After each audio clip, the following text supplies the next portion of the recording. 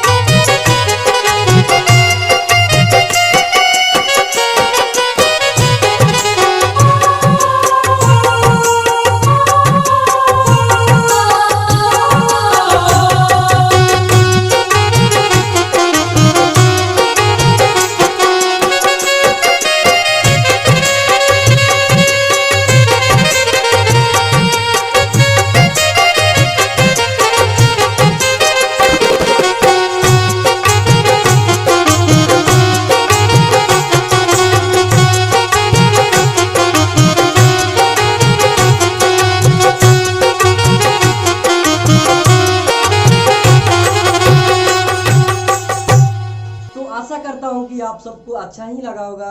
अच्छा लगा हो तो प्लीज़ आप लोग एक लाइक कर दीजिए और चैनल को सब्सक्राइब कर लीजिए। और मेरा तबीयत ठीक हो जाता है तो मैं बहुत ही बढ़िया बढ़िया वीडियो बनाता रहूँगा, ठीक है। तो आज के लिए इतना ही था। Good take care, bye by.